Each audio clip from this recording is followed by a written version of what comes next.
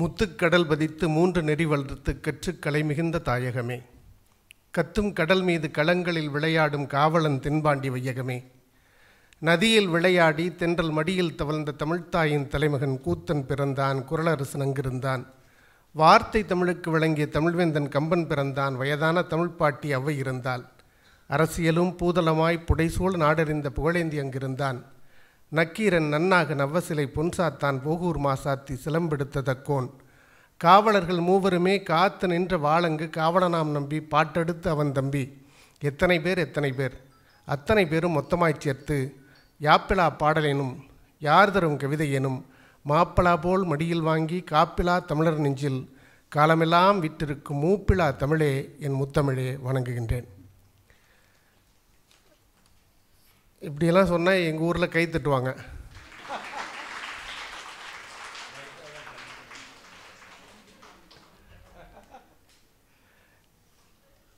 Kovai SNMV கலை மற்றும் அறிவியல் கல்லூரியும் உலகம் முழுக்க பரவி இருக்கிற தமிழ் பெருங்குடி மக்களின் இதயங்களிலே தனித்த இடத்தை பிடித்திருக்கிற ஐரிஸ் விஷன் தொலைக்காட்சியும் இணைந்து நடத்துகின்ற இந்த அற்புதமான தமிழ் புத்தாண்டு சிறப்பு பட்டிமன்ற நிகழ்ச்சியில் உங்களை எல்லாம் சந்திப்பதில் மிகுந்த மகிழ்ச்சி அடைகின்றேன். எல்லாம் வல்ல இறைவனுக்கு இந்த நேரத்தில் நன்றியை சொல்கின்றேன். உங்கள் அனைவருக்கும் என் இதயம் கனிந்த புத்தாண்டு நல்வாழ்த்துக்களை தெரிவித்துக் கொள்கின்றேன். அனைவருக்கும் வணக்கம். கேட்காம கைத்தட்டினதுக்கு நன்றி. அன்பிற்கினிய பெருமக்களே, தமிழ் புத்தாண்டு என்பது இன்றைக்கி நாமெல்லாம் கொஞ்சம் அடிக்கடி சொல்லி பார்த்துக்கிற நிலைமையில் ஆயிடுச்சு. முன்பெல்லாம் ஆங்கில புத்தாண்டு என்பது வருவதற்கு முன்பாக, அதாவது இந்திய துணைக்கண்டத்தில் ஆங்கிலேயருடைய வருகை வருவதற்கு முன்பாக தமிழ் புத்தாண்டைத்தான் வழக்கமாக வைத்திருந்தாங்க. தமிழ் புத்தாண்டு சைக்கிளில் வருது. சைக்கிள்னால் நம்ம ஓட்டுற சைக்கிளில் 60 ஆண்டுகளாக தமிழ் புத்தாண்டை பிரித்திருக்கிறாங்க. இப்போ குரோதி வருடம் முடிஞ்சிருக்கு. வருகிற இன்றைக்கு பிறந்திருக்கிற தமிழ் புத்தாண்டினுடைய பெயர் என்ன பேருங்க? விசுவாஸ்வா என்கிற தமிழ் வருடம் இன்றைக்கு தொடங்கிறது. நேற்று வரைக்கும் குரோதி என்கிற வருடம். இந்த குரோதி வருடம் இந்த 60 வருடங்களிலே 47வது வருடமாக கடைபிடிக்கப்படுகிறது. 47வது வருஷம். இப்போ அடுத்த வருடம் பிறகுது. இந்த 60 ஆண்டுகள் முடிந்ததற்கு பிறகு மீண்டும் முதலிருந்து தொடங்குவதாக ஒரு ஐதீகம். இந்த தமிழ் வருட பிறப்பை எப்படி கணக்கில் எடுத்துக்கொள்ளலான்னாங்க, உலகத்தில் 3652 மொழிகள் பேச்சு வழக்கிலும் எழுத்து வழக்கிலும் இருப்பதாக சொல்கிறாங்க. உலகத்தினுடைய மொழியியல் வல்லுநர்களெல்லாம் பார்த்துட்டு அந்த மொழியினுடைய தன்மை, இலக்கியம், இலக்கணம், அதனுடைய ஓசை, நயம், சந்தம் என்று எல்லா நிலைகளிலும் அவற்றை பகுப்பு ஆராய்ச்சி செய்து மேற்கத்திய நாடுகளில் இருக்கிறவர்களிலிருந்து கிளம்பி இந்த பக்கத்தில் UNO, UNESCO என்று உலக நாடுகள் எல்லாம் வடிவமைத்து நடத்தி கொண்டிருக்கிற மாபெரும் உலக அமைப்புகள் எல்லாம் மொழியை பற்றிய ஆய்வு அறிக்கைகள் தயார் செய்து அவற்றிலெல்லாம் நிறைய விஷயங்களை உள்ளே போய் கிளாரிஃபை பண்ணி, நீங்கள் எல்லாருமே PhD சப்மிட் பண்ணியிருப்பீங்க. அந்த மாதிரி பல ஆயிரக்கணக்கானவர்கள் PhD சப்மிட் பண்ணி இறுதியாக ஒரு முடிவுக்கு வந்தார்கள். உலகம் முழுக்க பேசுகிற 3652 மொழிகளிலே உலகம் முழுக்க பேச்சு வழக்கிலும் எழுத்து வழக்கிலும் இருக்கிற இத்தனை மொழிகளில் 6 மொழிகள் மட்டும்தான் கிளாசிக்கல் லாங்குவேஜஸ், செம்மொழி என்று அறிவித்தார்கள். இந்த கிளாசிக்கல் லாங்குவேஜஸ் எப்படி கண்டுபிடிச்சாங்கன்னா, ஒரு மொழி இருக்கிறது என்றால் அந்த மொழியினுடைய தனித்துவம் என்ன, அதையெல்லாம் ஆராய்ச்சி பண்ணி கடைசியாக கண்டுபிடிச்சது தான் 6 மொழிகள் கிளாசிக்கல் லாங்குவேஜஸ், செம்மொழின்னு கண்டுபிடிச்சாங்க. இந்த 6 மொழிகள் என்னென்னா லத்தீன், ஹீப்ரு, கிரேக்கம், சீனம், சமஸ்கிருதம், 6வதாக நம்முடைய தமிழ். லத்தீன் என்கிற மொழி இப்போது பேச்சு வழக்கிலே இல்லை. கிரேக்க நாகரிகம் அழிந்த போதே அது இல்லாமல் போய்விட்டது. சமஸ்கிருதம் கோவில்களிலே மந்திரம் சொல்வதற்கு பயன்படுகிறது. அது பேச்சு வழக்கிலே வெகுஜன மக்களிடத்தில் போய் சேரலை. சீனம் அது பட எழுத்துக்களால் ஆனது. இப்போது சீனாவில் இருக்கிறவர்கள் மட்டும்தான் பேசுகிறாங்க. சைனாவில் வேலைக்கு போகணுன்னு நினைக்கிற நம்ம பிள்ளைங்களுக்கு இப்போ சீனம் கற்றுக் கொடுத்துட்ருக்குறோம். அவ்வளோதான். உலகம் முழுக்க இருக்கிற எல்லாருக்கும் சீன மொழி சேர்ந்துருக்கிறான்னா இல்லை. ஆனால் உலகம் முழுக்க இப்போ நான் குறைந்தபட்சம் ஒரு 7-8 நாடுகளில் இருக்கிற பல்வேறு மொழி பேசுகின்ற மக்களோடு பழகி நிறைய நிகழ்வுகளுக்கு போகிற வாய்ப்பு கிடைத்தமையால் எல்லா நாடுகளிலும் பரவி இருக்கிற மனித சமூகத்தில் இருக்கிற மனிதர்களுக்கு இன்றைக்கி 7.9 பில்லியன் மக்கள் வாழ்கிறோம் நம்ம உலகத்தில். நம்மளோட total population of the world, ஒட்டுமொத்த உலகத்தில் 7.9 பில்லியன் வாழ்கிறோம். இந்த 7.9 பில்லியன் மக்கள் வாழ்கிறவங்களில் சிவிலைஸ்டு, கல்ச்சரைஸ்டு, நாகரிகம், பண்பாடு, கலாச்சாரம் என்று வடிவமைத்து கொண்டு ஒரு மிகச்சரியான வாழ்க்கை முறையை கடைபிடித்து கொண்டிருக்கவங்க 65%ன்னு சொல்கிறாங்க. மீதி உள்ளவங்கள்லாம் இன்னமும் நாகரிகம் வளராமல் சில வட ஆப்பிரிக்க நாடுகளிலே வாழ்ந்து கொண்டிருக்கிற மக்கள். இவங்க கிட்ட இந்த மொழி எல்லா இடத்துலையும் கொண்டு போய் சேர்க்கிற போது ஏதோ ஒரு மொழி அவர்கள் செவி வழியாக இல்லை படிக்கிற போது கண் வழியாக அவர்கள் எண்ணங்களுக்குள்ளே, புத்திக்குள்ளே, மூளைக்குள்ளே சென்று அவர்களை அழச் செய்கிறது, சிரிக்க செய்கிறது, உவகை அடைய செய்கிறது, பேரின்பம் காணச் செய்கிறது, பெருமிதம் அடைய செய்கிறது. ஏதாவது ஒரு மாற்றத்தினை உளவியல் ரீதியாக ஒருவருக்கு செய்கிறது என்று சொன்னால் இந்த உலகத்திலேயே ஒரே ஒரு மொழிக்குத்தான் அந்த மிகப்பெரிய பெருமை இருக்கிறது என்று இந்த சான்றாண்மை உலகம் முழுக்க இருக்கிற மக்கள் ஏற்றுக்கொண்டிருக்கிறார்கள். அந்த ஒப்பற்ற மொழி நம்முடைய அன்னை தமிழ் மொழி மட்டும்தாங்க. அந்த வகையில் நம்முடைய தமிழ் மொழிக்குத்தான் இந்த பெருமை இருக்கிறது.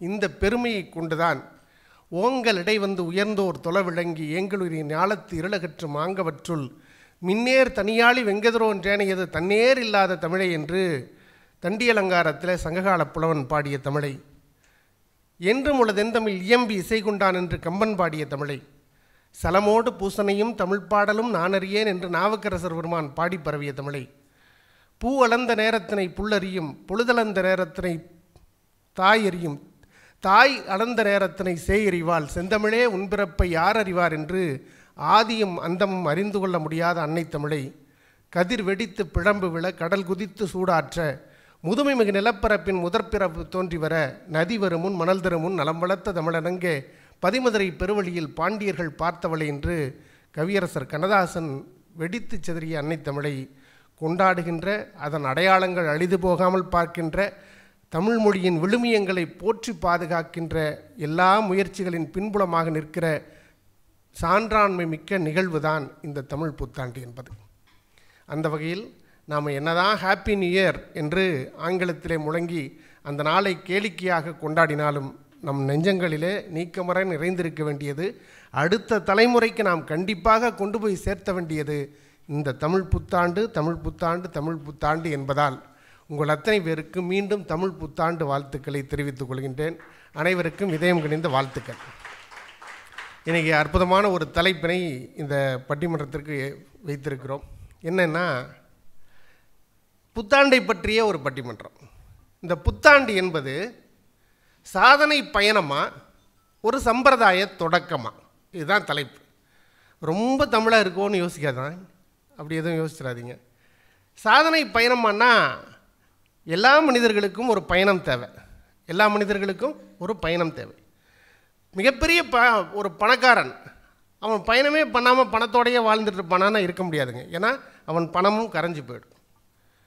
வசதி வாய்ப்பே இல்லாத ஒரு சாமானியன் எழுந்தே நடக்க முடியல, அவன் எனக்கு வாழ்க்கையில் கடவுள் எந்த அருளும் கொடுக்கல, நான் இப்படியே படுத்து கிடக்கிறேன்னு சொன்னான்னா அவனோட பயணமே இல்லாமல், இயக்கமே இல்லாமல் இருந்தானா அவனுக்கு எந்த முன்னேற்றமும் வராது. ஆக எல்லா மனிதர்களும் ஏதாவது ஒரு பயணத்தை நோக்கி பயணித்து கொண்டே இருக்கணும். ஆனால் அந்த பயணத்தில் ஏதாவது ஒரு நாள் ஒரு சாதனை கிடைக்கும், எனக்கும் கிடைக்கும், உங்களுக்கும் கிடைக்கும் என்றாவது ஒரு நாள். ஆனால் அந்த நாள் எது என்பது நம் கையில் இல்லை, இறைவன் கையில் என்று நம்பிக்கையோடு மட்டும் இருந்து விடக்கூடாது. நம் பயணத்தை தொடர்ந்து இடையராதும் தடையராதும் முயற்சித்து கொண்டே இருக்கணும். உங்கள் எல்லாருக்கும் தெரியும் நிலாவில் முதல்ல இறங்கினவர் யாருன்னு எல்லாரும் சொல்லிகிட்டு இருப்போம், நீல் ஆம்ஸ்ட்ராங் இல்லையா? நம்ம எல்லாரும் நிலவில் கால் வைத்தவர் யார் ஸ்கூல்லாம் படிக்கும்போது சொல்லுவோம், நீல் ஆம்ஸ்ட்ராங். அன்பிற்கினிய பெருமக்களே, அப்போலோ என்கின்ற விண்கலம் கிளம்புவதற்கு முன்பாக தயார் செய்யப்பட்ட நபர்களில் 2 பேர். ஒருத்தருடைய பெயர் நீல் ஆம்ஸ்ட்ராங். அவர் அந்த விமானத்தினுடைய, அந்த விண்கலத்தினுடைய முதன்மை அதிகாரி அல்ல. அவர் பைலட் கிடையாது, அவர் கோ பைலட். அவர் 2ஆம் இடத்துல இருந்தவர். நீல் ஆம்ஸ்ட்ராங் 2ஆம் இடத்துல இருந்தவர். அவர் கப்பல் படையில் வேலை பார்த்தாராம். அப்போலோ விண்கலத்தில் போவதற்கு விமானப்படையில் வேலை செய்த யாராவது ஒருவருக்குத்தான் அந்த தகுதியும் திறமையும் இருக்கிறது என்று நாசா நம்பியதால் ஆல்ட்ரின் என்று சொல்லக்கூடிய ஒருவரைத்தான் முதலாவதாக தேர்ந்தெடுத்தார்கள். ஆல்ட்ரின் என்ற நபரை தேர்ந்தெடுத்துட்டாங்க. அவருக்கு வேணுங்கிற பயிற்சியெல்லாம் செஞ்சுட்டாங்க. இப்போ நம்ம சுனிதா வில்லியம்ஸ் மேலே போயிட்டு வந்தாங்கல்ல, அந்த மாதிரி அவருக்கு வேணுங்கிற அந்த பயிற்சியெல்லாம் கொடுக்கப்பட்டு அது நடந்து கொண்டே இருக்கிற போது இந்த ஆல்ட்ரினுக்கு கூட யாராவது ஒருத்தர் பக்க துணையாக வேண்டும் என்று விமானப்படையில் வேலை செய்த ஆல்ட்ரின் அப்போலோவிலே போகும்போது அவருக்கு உதவியாக இருப்பதற்காக கப்பல் படையில் வேலை செய்த நீல் ஆம்ஸ்ட்ராங்கை கூட சேர்த்து அனுப்பணும்னு இவருக்கும் அந்த ட்ரைனிங்லாம் கொடுத்து ரெடி பண்ணி அனுப்புகிறாங்க. 1960 அப்போலோ விண்கலம் நாசாவிலிருந்து கிளம்பி போச்சு, நிலாவுக்கு போயிடுச்சு. இப்போ மாதிரி அதை நிலைநிறுத்துறது, இப்போ நம்ம சந்திராயன் போணுச்சு, நாம் எல்லாரும் பார்த்தோம். அதை எவ்வளோ சாதாரணமாக அந்த தொழில்நுட்ப வளர்ச்சி வேகமாக வளர்ந்து அதை வேகமாக கொண்டு போய் நிலைநிறுத்துறாங்கன்றதெல்லாம் நம்ம பார்த்தோம். ஆனால் நான் சொல்வது எவ்வளோ காலத்துக்கு முன்னாடி தொழில்நுட்பத்தினுடைய ரொம்ப கடைசி கட்டத்தில் இருந்த காலம், ஜஸ்ட் க்ரோயிங், அந்த காலகட்டத்தில் அப்போலோ விண்கலத்தை பரிச்சார்த்த முறையில் போகிறவன் திரும்ப வருவானா இல்லையான்லாம் தெரியாது, எந்த நம்பிக்கையும் இல்லாமல் ஏதோ ஒரு நம்பிக்கையில் அனுப்பிவிட்டாங்க. மேலே போயிடுச்சு, நிலாவில் நிற்கிது. நிலவிலே தரையிறக்கப்பட்ட அப்போலோ விண்கலத்திலிருந்து கதவுகள் திறந்து கீழே இருக்கிற கட்டுப்பாட்டு அறையிலிருந்து உத்தரவு சொல்லப்படுகிறது, பைலட் ஃபஸ்ட் என்ற சத்தம் கேட்டுச்சு. பைலட் ஃபஸ்ட்னா ஆல்ட்ரின் தான் பைலட், அவர் தான் இறங்கணும். பைலட் ஃபஸ்ட் என்று சொன்னவுடன் கதவு திறந்திருக்கிறது. கீழே ஆல்ட்ரின் பார்க்கிறார். நாம் கீழே இறங்குற அந்த ஒரு நொடி பொழுதில் ஒருவேளை கீழே புதை மணல் இருந்தால், ஒருவேளை எரிமலைகள் நிறைய இருந்தால், நம்ம உள்ளே கால் வச்ச உடனே புதைஞ்சு போயிட்டோம்னா, இல்லை அப்படியே கருகிட்டோம்னா என்னன்னு ஒரே ஒரு செகண்ட் அவர் யோசிச்சிட்டாருங்க. 30 வினாடிகள் நேரம் கொடுத்தாங்களாம். 30 வினாடிகள் எங்கே கீழே இருக்க கட்டுப்பாட்டு அறையிலேருந்து 30 வினாடிகள் டைம் கொடுத்தாங்களாம். 30 வினாடிகளும் அவர் யோசித்து கொண்டிருந்த அடுத்த நொடி கோ பைலட் கோ என்கிற சத்தம் கேட்டது.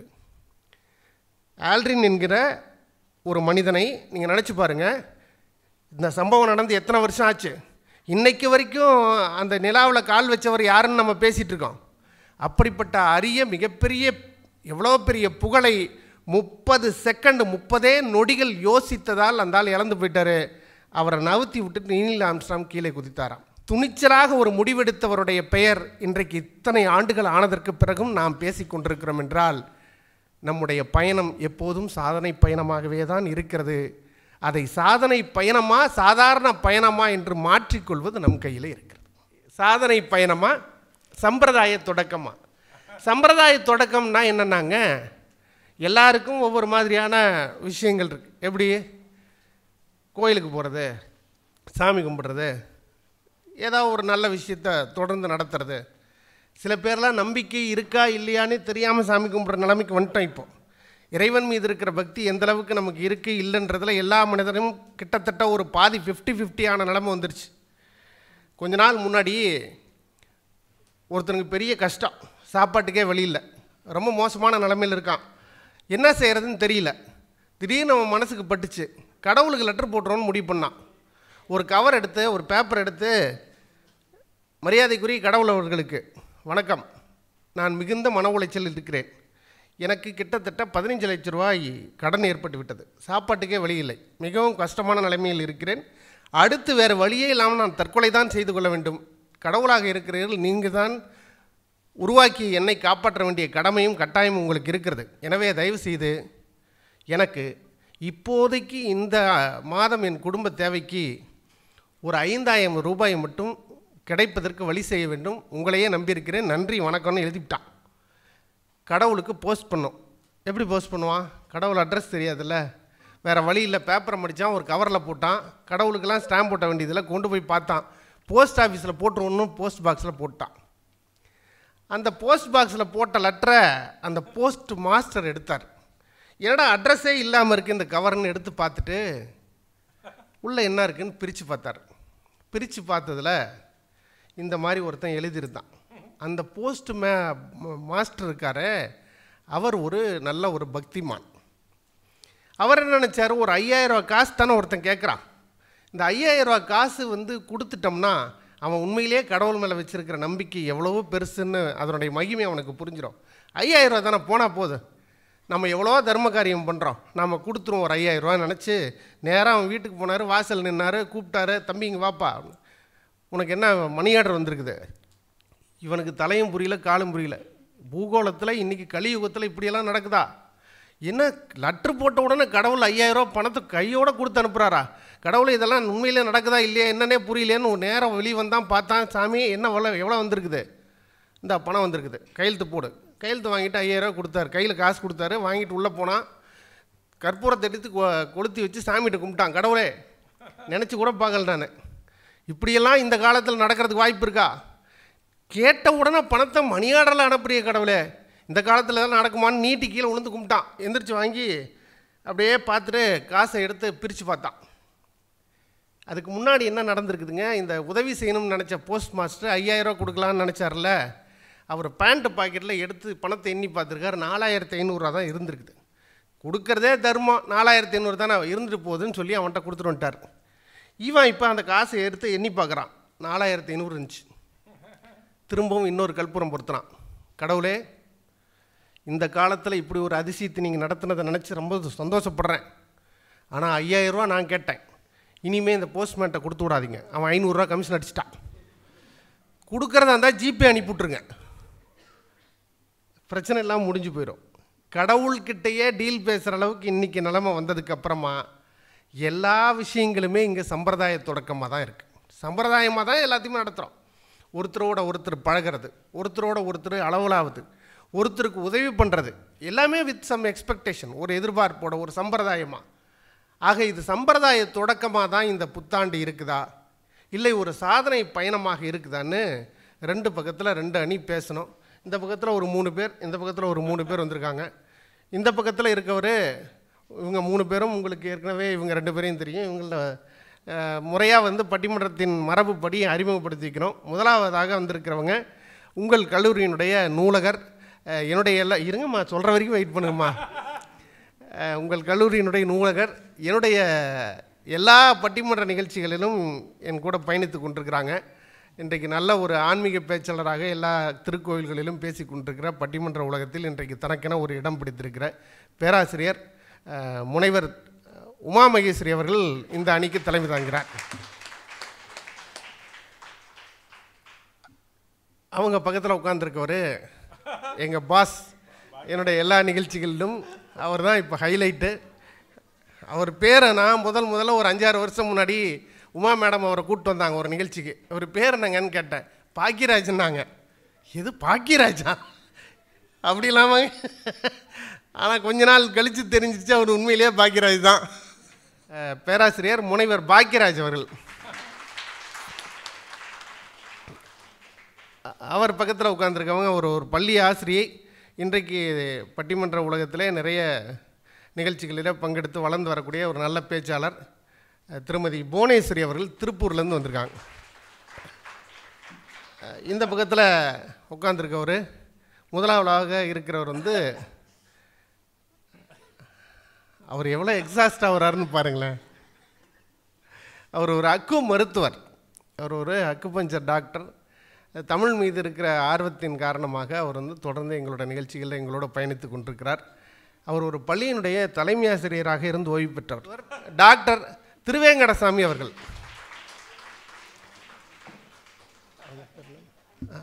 அவங்க பக்கத்தில் இருக்கவங்க கோவை கொங்கு நாடு கல்லூரியினுடைய தமிழ்துறை பேராசிரியர், நல்ல தமிழுக்கு சொந்தக்காரர். என்னுடைய மேடையில் இன்றைக்கு தான் அவரை முதலாக சந்திக்கிறேன். அவருடைய இனிமேல் வரக்கூடிய காலங்களிலே அவருடைய பயணம் நீண்டு இருக்க எல்லாம் வல்ல தமிழுடைய அருளை வேண்டி பேராசிரியர் முனைவர் அனிதா அவர்களை உங்களுக்கு அறிமுகம் செய்கிறேன். அவங்க பக்கத்தில் இருக்கவங்க அவங்களும் வளர்ந்து வரக்கூடிய நல்ல பேச்சாளர், திருப்பூரிலிருந்து திருமதி வனிதா அவர்கள். 6 பேர் பேசணும். முதலாவதாக இந்த வாதத்தை தொடங்கி வைக்க பேராசிரியர் டாக்டர் பாக்கியராஜ் அவர்களை உங்களுடைய பலத்த கரவொலியோடு அன்போடு அழைக்கிறேன். நிலவை கேட்டு இரவு வருவதில்லை, நிலத்தை கேட்டு மழை வருவதில்லை, இலையை கேட்டு காய் வருவதில்லை. நான் இங்கு எதையும் கேட்டு வரவில்லை, உங்கள் அனைவரின் அன்பையும் கேட்டு வந்திருக்கின்றேன். தலைப்பு புத்தாண்டு என்பது சம்பிரதாய தொடக்கமா சாதனை பயணமா? அவ்வளோதான் சார். ஸோ புத்தாண்டில் என்ன நடக்கும்? நம்ம பையன் பைக் எடுத்துப்பான். பைக்கை எடுத்துகிட்டு 100ல் போயிட்டே இருப்பான். போயிட்டு பிரேக் அடிப்பான். பின்னாடி பார்த்தீங்கன்னா அந்த பைக்கோட சீட் எப்படி இருக்குன்னா இப்படி இருக்கும். இப்போ இருக்கிற பைக்கெலாம் பார்த்தீங்கன்னா மேலே சீட் இப்படி தூக்கிட்டு நிற்கும். பின்னாடி ஒரு பொண்ணு உட்காந்துருக்கும்.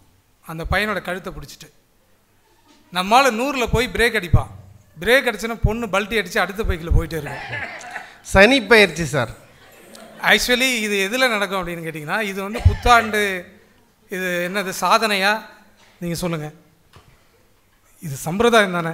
ஆமாம். அன்னைக்கு ஏதோ ஒரு என்ஜாய் பண்ணணும் அப்படின்னு நினச்சிட்டு போய் 100ல் போகிறோம், 108ல் போயிட்டே இருக்கான். எல்லா நாட்களும் எல்லா நிமிடமும் எல்லா மணி நேரமும் நம்மளை பொறுத்த வரைக்கும் ஒன்று தான். எல்லாமே கோல்டன் மினிட்ஸ் தான், கோல்டன் செகண்ட் தான். அதுதான் வந்து ஜிட்டு கிருஷ்ணமூர்த்தின்னு சொல்லி நீங்கள் கேள்விப்பட்டிருப்பீங்க. ஜிகே கான்செப்ட்னு சொல்லுவாங்க. அவர் என்ன சொல்லுவார்னா, இந்த லைஃப் வந்து எவ்ரி செகண்ட் இஸ் இம்பார்ட்டன்ட் சொல்லுவார். Every second is a golden one அப்படின்னு அவர் சொல்லுவார். அதனால நம்ம வந்து புத்தாண்டு அன்னைக்கு தான் பெருசாக போயிட்டு நம்ம இந்த வருஷத்தில் எல்லாம் பண்ண போகிறோம் அப்படின்னு நினைக்க வேண்டிய அவசியம்லாம் ஒன்றும் கிடையாது. எல்லாம் எல்லா நாட்களும் ஒன்று தான். நம்ம செய்ய வேண்டிய ஒரே விஷயம் என்னன்னா முயற்சி செய்யணும், தன்னம்பிக்கையோடு இருக்கணும். இன்னொரு விஷயம் என்னன்னு கேட்டிங்கன்னா, புத்தாண்டுக்கு வந்து நான் வந்து இந்த வருஷம் வந்து திட்டவட்டமாக இதை நான் செய்ய போகிறேன் அப்படின்னா, என்னன்னா இந்த வருஷம் நான் வந்து 120 கிலோலேருந்து நான் 80 கிலோவை குறைக்க போகிறேன் அப்படிம்பாங்க. உடனே ரேஸ் கோர்ஸ்க்கு வாக்கிங் போவாங்க. சுற்றிலும் 2 ரவுண்டு அடிச்சிருச்சு. அதுக்கப்புறம் கடைசியில் என்ன பண்ணுவாங்க, அங்கே இருக்கிற பஜ்ஜி போண்டா எல்லாத்தையும் ஃபுல்லாக சாப்பிடுவாங்க. இதுதான் இவங்களோட புத்தாண்டு ரெசல்யூஷன், சாதனை. இந்த மாதிரி ஒரு வாழ்க்கையில் இந்த மாதிரி தான் வந்து ரொம்ப கொடுமையாக இப்படி போயிட்டே இருக்க நடுவர்களே. ஸோ இதுதான் வந்து நிதர்சனமான உண்மை. ஆகவே வந்து எல்லா நாட்களும் ஒன்று தான், எல்லா ஆண்டுமே ஒன்று தான். மனிதன் ஒன்று மட்டும் அவனிடமே இருக்க வேண்டும். என்னன்னா முயற்சி அப்படிங்கிறது இருக்கணும். அதை தொடர்ந்து முயற்சி செய்து கடைசியில் நம்ம வெற்றியை அடையணும். அப்படிங்கிறத நம்ம சாதனையை கொண்டு போக முடியுமே தவிர புத்தாண்டு தான் நம்மளை வந்து சாதனையை படைக்க முடியும் அப்படிங்கிறது கிடையவே கிடையாது என்பதை சொல்லி வாய்ப்புக்கு நன்றி கூறி விடைபெறுகிறேன். நன்றி, வணக்கம்.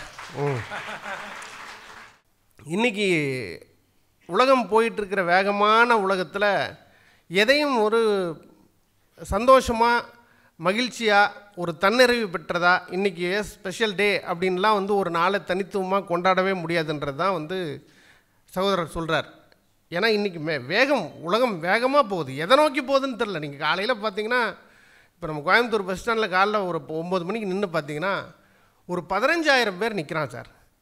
எந்த பஸ் வந்தாலும் போய் வேகமாக ஏறுறான், அங்கேருந்து திரும்பி வர்றான், வேகமாக நடக்கிறான், ஃபோனிலோடையும் வாழ்கிறான். என்ன யாருக்கும் புரியல. எல்லோரும் ஒரு விதமான மயக்கமான ஒரு சூழ்நிலையில் போகிறோம். அன்றைக்கி ஒரு ஐடி கம்பெனியில் வேலை செய்கிற ஒரு தம்பிக்கு ஒரு சம்பவம் நடந்துச்சு. இங்கே அமைஞ்சக்கரையில் ஐடி கம்பெனியில் வேலை செய்கிறார். வண்டியில் வந்துருந்துருக்கார். யாரோ ஒருத்தர் வீடியோ கால் பண்ணியிருக்காங்க. வீடியோ காலில் பேசிக்கிட்டே வந்தவர் வண்டி நிறுத்திட்டு பைக்கிலேருந்து சாவி எடுத்துகிட்டு நடந்து போய் லிஃப்ட்டில் 12ஆம் நம்பர் பட்டன் அழுத்திட்டார். ஏன்னா 12th ஃப்ளோர் சென்னையில் அமைஞ்சக்கரையில் கூட்டியிருக்காரு. 12வது மாடியில் குடிக்கிறார். 12 பட்டன் அழுத்திட்டார். லிஃப்ட்டு மேலே போயிட்டுருக்கு. வீடியோ கால் பேசிகிட்டே இருக்கார். வீட்டு வாசலில் போய் பெல் அடிச்சிருக்கிறார். உள்ளே அந்த அம்மாவுக்கு யாரோ வீடியோ கால் பண்ணியிருக்காங்க. அவங்களும் வீடியோ காலில் பேசிக்கிட்டே வந்து கதவுல தாப்பால் திறந்து விட்டு உள்ளே போயிட்டாங்க. இவரும் வீடியோ காலில் பேசிக்கிட்டே போய் சட்டையெல்லாம் கழட்டிட்டு லுங்கி மாற்றிட்டு ஃபேஸ் வாஷ் பண்ணிட்டு போய் டைனிங் டேபிளில் உட்காந்துட்டார். அந்த அம்மா வீட்டுக்குள்ளே வீடியோ கால் பேசிக்கிட்டே போய் தோசைக்கல்லில் தோசை ஊற்றி சட்னி அரைச்சி கொண்டு வந்து வச்சுட்டாங்க. இப்போ இவர் சாப்பிட்ணும் சார். கொஞ்சம் தோசை எடுத்து சட்னியில் தொட்டு வாயில் வச்சுருக்காரு பாருங்கள். ஒரு விஷயம் அவருக்கு தெரிஞ்சிருக்குது, நம்ம வீட்டில் சட்னி இவ்வளோ டேஸ்ட்டாக இருக்காதே அப்படின்னு. நிமிந்து பார்த்தார் சார். அவர் தோசை சாப்பிட்டு இருந்தது பக்கத்து வீடு, தோசை கொடுத்தது பக்கத்து வீட்டுக்காரம்மா, சாப்பிட்டு இருந்தவன் பக்கத்து வீட்டுக்காரம்மா புரிச்சேன். இந்த அதிர்ச்சியான சம்பவம் நடந்து 2 பேரும் ஒருத்தர் பார்த்து பேனிக்காய் என்ன செய்கிறதுன்னு தெரியாமல் முடிச்சிருந்தாங்க பாருங்கள். அப்போ காலிங் பெல் அடிச்சிருக்கு. ஒரிஜினல் வந்துட்டான். அவனுக்கு யாரோ ஒருத்தர் வீடியோ கால் பண்ணியிருக்கான் சார். அவனும் வீடியோ காலில் பேசிக்கிட்டே உள்ளே வந்து இவனை பார்த்து சொன்னானா, சாரி சார் வீடு தெரியாமல் மாறி வந்துட்டு, ப்ளீஸ் டோன்ட் மிஸ்டேக் மீன்ட்டு போய்ட்டு. நீங்கள் நாம் அந்த மாதிரி ஒரு வேகமான உலகத்தில் போகிறோம். செலிப்ரேஷனுக்கு எங்கெங்கே இடம் இருக்குது. அதான் சார் சொன்னார். வாங்க ஐயா. டாக்டர் திருவேங்கடசாமி. சித்திரை கனிகள் 3 படைத்து சித்திரை முத்திரை பதித்து சிறப்பாக அமையும் புத்தாண்டு, இறைவனுக்கு வண்ணமலர்கள் சூட்டும் புத்தாண்டு, உள்ளம் கவரும் புத்தாண்டு, இல்லம் கவரும் புத்தாண்டு, சிறப்புடன் அமையும் சிறந்த மகிழ்ச்சி அடையும் புத்தாண்டு, இன்ப துன்பங்கள் இரண்டையும் நமக்குணர்த்தும் புத்தாண்டு, இறைவனின் அன்புமலை பொழிய வைக்கும் புத்தாண்டு, சாதனை பயணம் நோக்கி செல்லும் புத்தாண்டு, சாதிக்க துடிக்க வைக்கும் புத்தாண்டு. அனைத்து உள்ளங்களுக்கும் என் இனிய தமிழ் புத்தாண்டு வாழ்த்துக்கள்.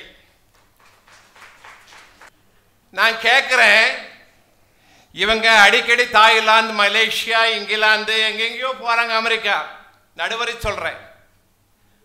இவங்க வந்து சம்பிரதாயத்துக்காக போனாங்களா, சாதிக்க போனாங்களா? அந்த அம்மா என்னை மலேசியா கூட்டிகிட்டு போனாங்க. யாரு? உங்கள் கல்லூரியில் இருக்கிற உமா அம்மா. அதில் தான் நாங்கள் முதல்ல சந்தித்தோம். அங்கே போனது சம்பிரதாயத்துக்கா, என்னை சாதிக்க அங்கே போய் பட்டிமன்றம், அக்குபஞ்சர் எல்லாம் பார்த்துட்டு எல்லாம் சுற்றி காமிச்சிட்டு வந்துட்டு, இது வந்து எப்படி சம்பிரதாயமாகும்? நாம் எதுக்கு பிறந்தோம்? சம்பிரதாயத்துக்காக பிறந்தோமா? எல்லாரும் கோயிலுக்கு போகிறோம், அது சம்பிரதாயம், அது வேற. ஆனால் அந்த கோயிலில் போய் என்ன வேண்டோம்? கடவுளே, நான் ஆசைப்பட்டது கிடைக்கதோ இல்லையோ, எனக்கு எது நல்லதோ அதை கொடு. அதைத்தானே நம்ம போயிட்டு இருக்கோம். அகரத்தில் பிறப்பிடத்தில் அகரத்தில் சிறப்பிடத்து நான் அகரத்தில் உலவுகின்ற நல்லதொரு தமிழ் மகளே நீ தூண்ட தூண்ட ஒரு உரைநடை கவிதை வருகிறது. இது எல்லாருக்குமே பொருந்தும். எண்ணம் வளர்க்க ஏற்றி வைத்த இளைய விளக்குகள் நீங்கள், கண்கள் வியக்கும் கல்விவானில் காணும் பறவைகள் நீங்கள், பறந்து பறந்து பண்பு வளர்க்கும் பச்சை கிளிகள் நீங்கள், அரங்கில் ஆடி அகிலம் படைக்கும் அறிவு பூக்கள் நீங்கள். எத்தனை குழந்தைகள் உருவாயிருப்பீங்க, எத்தனை குழந்தைகள் உங்களால் உருவாயிருப்பாங்க, எத்தனை சாதனை செய்திருக்கிறீர்கள். நீங்கள் செய்துவிட்டு நீங்களும் சாதனை செய்து கொண்டிருக்கிறீர்கள். நாம் வெற்றி எதிலும் வெற்றி என்று நமக்கு வெற்றியை அளித்தவர், வாசகத்தை சொன்னவர் நமது பாரதி. அதே மாதிரி அப்துல் கலாம் ஐயா சொன்னாரு, ஒரு அழகான இந்தியாவை உருவாக்கினார். உண்ணலாம், உறங்கலாம், உடுக்கலாம், நிற்கலாம், நடக்கலாம் என்று இருந்த இந்தியாவை விழிக்கலாம், படிக்கலாம், சிந்திக்கலாம், சாதிக்கலாம், ஜெயிக்கலாம், பறக்கலாம் வெளிநாடுகளுக்கு என்று வந்து ஒரு அழகான இந்தியாவை உருவாக்கி காட்டியவர் அப்துல் கலாம். நம்ம பிறந்தோம், எதுக்கு பிறந்தோம், என்ன சாதிச்சோங்கிறது தானே முக்கியம். சம்பிரதாயம் தான் நடந்துகிட்டே இருக்க. கோயிலுக்கு போகிறதோ, சாப்பிட்றதோ, டிவி பார்க்குறதோ, உட்காந்து வீட்டுக்குள்ளேயே இருந்தாலும் ஒரு சாதனை இருக்கணும். லட்சுமியினுடைய கால் தாமரைக்குள்ளே இருக்கு, சரஸ்வதியினுடைய கால் கால் மேல் கால் போட்டு வெள்ளை தமிழ் உட்காந்துருக்காங்க. இதனுடைய அர்த்தம் என்ன? எவ்வளவுதான் பணக்காரன் இருந்தாலும் நீ பணிவோடு இருந்தா ஆகணும். ஆனால் நீ கல்வியை கற்றால் கம்பீரமாக வாழலாம். எத்தனை குழந்தைங்க நம்மளுக்கு வணக்கம் சொல்றாங்க. அது மாதிரி சாதனைகளை உருவாக்க வேண்டும் என்று சொல்லி எல்லாம் வாட்ச் கட்டியிருக்கீங்களா? அப்படியே கொஞ்சம் பாருங்க, இல்லைன்னா செல்லில் இருக்கும், இல்லைன்னா கவனிங்க, என்ன கவனிங்க. WATCH உன்னுடைய வார்த்தைகள், W A உன்னுடைய ஆக்ஷன், உன்னுடைய செயல்கள், T உன்னுடைய தாட்ஸ், உங்களுடைய எண்ணங்கள், C உங்களுடைய கேரக்டர், குணநலன்கள், H ஹார்ட், இவை இதயம், உன்னுடைய இதயம். இது எல்லாம் நாளும் நல்லா இருந்ததுன்னா உங்களுடைய இதயம் நல்லா இருக்கும். இதுதாயா வாழ்க்கை, வேற எதுவுமே கிடையாது என்று கூறி, சரி நான் கேட்கவில்லை, இப்போ கைதட்டிட்டீங்கல்ல. உங்கள் குடும்பங்களில் மகிழ்ச்சலைகள் வீசட்டும், அன்பலைகள் வீசட்டும், ஆனந்தலைகள் வீசட்டும், பக்திலைகள் வீசட்டும், சக்திலைகள் வீசட்டும், சந்தோஷலைகள் வீசட்டும், பிரபஞ்சலைகள் வீசட்டும், குபேர அலைகள் வீசட்டும், குணமாக்கும் அலைகள் வீசட்டும், தெய்வீக அலைகள் வீசட்டும் என்று கூறி, உங்கள் எண்ணங்கள் எல்லாம் தெய்வீகமாகட்டும் என்று கூறி, எனக்கு வாய்ப்பளித்த இந்த நிர்வாகத்திற்கும், என்னை பயணத்தோடு இணைத்து அழைத்து செல்கின்ற என்னுடைய நடுவர் அவர்களுக்கும், உமாம் அவர்களுக்கும் இனிய புத்தாண்டு வாழ்த்துக்களை தெரியப்படுத்தி பல்லாண்டு வாழ்க வாழ்க என கூறி வாழ்த்தி விடைபெறுகிறேன். நன்றி. போனா இப்போது பேசட்டும். இந்த நல்ல நாளிலே ஐரிஷ் விஷன் சேனல் மூலமாக உங்கள் அனைவருக்கும் தமிழ் புத்தாண்டு தின நல்வாழ்த்துக்களை தெரிவித்துக் கொள்கிறேன். நடுவர் அவர்களே, இங்க அமர்ந்திருக்கிறவங்கள பேராசிரியர்கள் நினைச்சிட்டீங்களா? அப்படி கிடையாது. சமந்தா எல்லாம் என்னங்க அழகு, SNMV பெண்கள் தாங்க பேர் அழகு. வானத்தில் ஜொலிப்பது மட்டும் நட்சத்திரங்கள் அல்ல, இந்த SNMV கல்லூரியின் ஆசிரியர்கள் எல்லாமே நட்சத்திரங்கள் தான். நடுவர் அவர்களே, இதெல்லாம் கட் பண்ணிடுவாங்கம்மா. ஏங்க என்ன இன்னைக்கு எவ்வளவு அழகான ஒரு நாள், தமிழ் புத்தாண்டு நாள். எப்படி தெரியுங்களா? உழவு செய்யும் விவசாயிக்கு தை திங்கள் தான் முதல் நாள். ஆனால் உலகமெங்கும் வாழும் தமிழர்களுக்கு சித்திரை ஒன்றுதான் தமிழர்கள் நாள். நடுவர் அவர்களே, உழைக்கும் உழைப்பாளர்களுக்கு மே 1 தான் முதல் நாள். ஆனால் உலகமெங்கும் தமிழை நேசிப்பவர்களுக்கு சித்திரை 1 தான் முதல் நாள். ஏன் தெரியுங்களா? இங்கு யாரும் தமிழை நேசிக்கவில்லை. எல்லோரும் இங்கு சுவாசித்துக் கொண்டிருக்கிறார்கள். அப்படின்னா அதுதான் உண்மை. தெரியுங்களா? ஒன்னும் தெரியாம இங்க 3 பேர் பேச வந்திருக்காங்க. ஒரு 5-6 பேர் மட்டும் புதுசா கை தட்டுறாங்களே, சொல்லி கூட்டிட்டு வந்துட்டியாம்மா? நடுவர்களே, சொல்லி வருவது கைத்தட்டல் இல்ல, சொல்லாமல் வருவதுதான் கைத்தட்டல். சும்மா என்ன இங்க வந்து நாங்க புத்தாண்டு அன்னைக்கு சாதனை படைக்க போறோம், என்ன பண்றோம்? நீங்களா என்னங்க புத்தாண்டு அன்னைக்கு பண்றீங்க? 12 மணி வரைக்கும் யோசிக்கிறது, நாளைக்கு என்ன பண்ணலான்னு யோசிச்சுட்டு ரொம்ப டயர்ட் ஆயிடுச்சு. நாளைக்கு எந்திரிச்சு புதுசா யோசிக்கலாம்னு குப்புறப்படுத்த தூங்குற கூட்டங்க இவங்க. ஒரு பொதுவா ஸ்டூடெண்ட் என்ன நினைக்கிறான்? 48 அரியர் வச்சிருக்கான் சார். மனசாட்சி எல்லாம் 48 அரியர் வச்சிருக்கான். 1ஆம் தேதி வரட்டும், நியூ இயர் பாருங்க, எப்படியாவது படிச்சு கிளாஸ்ல ஃபர்ஸ்ட் மார்க் வாங்கி, காலேஜ்ல ஃபர்ஸ்ட் மார்க் வாங்கி, கடைசியில நாட்டுக்கே கலெக்டர் ஆகணும்னு நினைக்கிறான். கடைசியில பார்த்தா அடுத்த 1ஆம் தேதி வந்துருச்சு. ஆள் அப்படியே தான் இருக்கிறான். தெரியுங்களா? என்ன இவங்க புதுசா கண்டுபிடிக்கிறாங்க. எங்க சம்பிரதாயம் என்ன சார்? ஃபர்ஸ்ட் எங்க ஒரு ஆண் ஒரு மனைவிக்கு ஒரு பெண்ணுக்கு 3 முடிச்சு போறாங்க. ஏன் தெரியுங்களா? ஏன் 3 முடிச்சு போறாங்க? வேலை இல்லாம போடுறாங்களா? 3 முடிச்சு ஏன் போறாங்க? 3 முடிச்சு போட்டோம்னா நீ எனக்கு கட்டுப்பட்டவள், நான் உனக்கு கட்டுப்பட்டவன். அதான சம்பிரதாயம். யாருமா இருமா நீங்க சொல்லுங்க சார். 3 முடிச்சு உண்மையாலுமே போட்டவங்க எத்தனை பேர் சார்? இப்படி எடுத்துட்டு போறது தான் தெரியும். பின்னாடி இருந்து யாரோ வாங்குறா, யாரோ கட்டுறா, 3 போடுறா, 5 போடுறா, 8 போடுறா, என்ன நடக்குதுன்னு தெரியலீங்க. 3 முடிச்சு போட்டாங்கன்னா உனக்கு நான் கட்டுப்பட்டவன், எனக்கு நீ கட்டுப்பட்டவள்னு அர்த்தம். எங்கயாவது ஒரு குடும்பத்துல பொண்டாட்டி பேச்ச வீட்டுக்காரர் கேக்குறாரா, இல்ல வீட்டுக்காரர் பேச்ச மனைவி கேக்குறாங்களா? இது நடக்கிறதுக்கு வாய்ப்பு இருக்கா?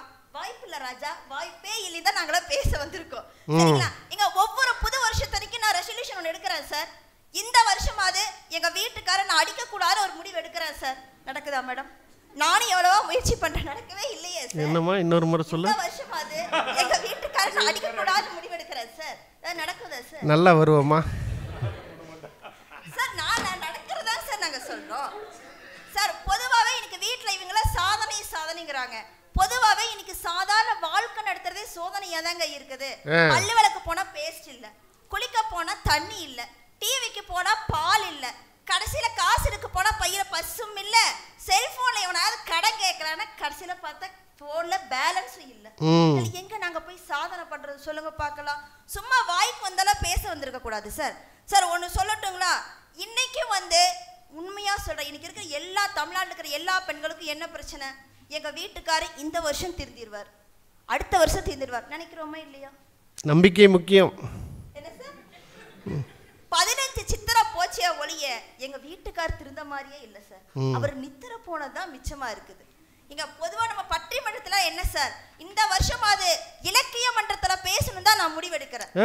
காலையில போன வருஷம் இதே சித்திரை அன்னைக்கு கால ஒரு அழகான பட்டிமன்றம் சார். உங்களை மாதிரி அழகான ஒரு நடுவர், அற்புதமான நடுவர் ஒரு கல்லூரியில கூட்டிட்டு போய் பேச வர சொன்னார். இலக்கியம் மட்டும்தான் பேசணும்னு சொன்னார். நான் ஆரம்பிச்சேன் பாருங்க, காந்தி அப்படிப்பட்டவர், கம்பன் இப்படிப்பட்டவர், வள்ளுவர் என்ன சொன்னார் தெரியுமா? பயங்கரமா பேசிட்டேன், பயங்கர கைத்தட்டல். அதே அன்னைக்கு சாயந்தரம் ஒரு பொது மேடைக்கு போறோம், ஒரு கிராமப்புற பட்டிமன்றத்துக்கு போறோம். அதே நடுவர் சொல்றாரு, அம்மா தயவு செய்து இலக்கியம் பேசிடாதம்மா, உனக்கு கொஞ்சம் புண்ணியமா போயிருமா அப்படின்னா ஒரு ஒரு ஒரு முடிவு எடுத்தவங்களும் சாதிக்க முடியுது சார் ஒரு மனுஷனால. இன்னைக்கு வாழ்க்கையில மனுஷனுக்கு எத்தனை பிரச்சனை ஓடிட்டு இருக்கு சொல்லுங்க பார்க்கலாம் சார். இன்னைக்கு எண்ணத்தால் உயரணும்னு எல்லாருமே நினைக்கிறாங்க, ஆனா முடியுதா? யாரு விட்டுறாங்க? கூட இருக்கிறவங்களும் கூட இருக்கிறவே குழி பறிக்கிறாங்க சார். ஆனா வாழ்க்கையில யாருக்கு எத்தனை பிரச்சனையோ இருக்க தெரியாது. எனக்கெல்லாம் இருக்கிற ஒரே பிரச்சனை என்னோட ஃப்ரெண்டுங்கிற ஒரு வனிதான ஒரு பொண்ணு தான் சார். உயிர் தோழின்னு நான் சொல்லிக்கிறேன். ஆனா என் உயிரை எடுக்கிறவளே அவதான். அவனுக்கு வாழ்க்கையில எத்தனை பிரச்சனை, சம்பிரதாயம் எத்தனை சம்பிரதாயம் சார் நீங்களாம் ஃபாலோ பண்ண முடியும்? ஒருத்தரை மதிக்கணும், ஒருத்தரை அன்பு செலுத்தணும், எல்லாமே சம்பிரதாயப்படி சொல்றாங்க சார். சத்தியமா சொல்றேன், ஒருத்தரை பார்த்தா பாராட்டணும்னு ஆசை வருது. இப்போ இன்னைக்கு பொதுவாக நம்மள ஆசிரியர்லாம் பார்த்தா பாராட்டணும்னு நினைக்கிறோம். ஆனால் மனசுக்குள்ள என்ன நினைப்போம்? இந்த மனசு இன்னைக்கு கிளாஸ் வந்துட்டாரா, இன்னைக்கு 2 பீரியட் வாங்கிடுவாரா, வாழ முடியுமா தான் சார் நினைக்கிறோம். நம்ம நீ டீச்சர் தானம்மா? நான் டீச்சர் தான் சார், நான் ஸ்டூடெண்ட் தான் தான் நினச்சிருப்பேன். சரிங்க பார்க்கலாம். நேற்று ஒரு கவிதை படித்தேன் சார். போலிகள் உலா வரும் நாட்டிலே இந்த உண்மைகள் நடந்து வரும் நடு ரோட்டிலே. உண்மை பேசினா யார் சார் ஒத்துக்கறாங்க? கவிதை சொல்றேன் அம்மா சார். மொக்க ஃபிகர் போனாலும் சூப்பர் ஃபிகர் சொன்னாதான் பொண்ணுங்க கூட பசங்களை திரும்பி பார்க்கறாங்க. இது கவிதை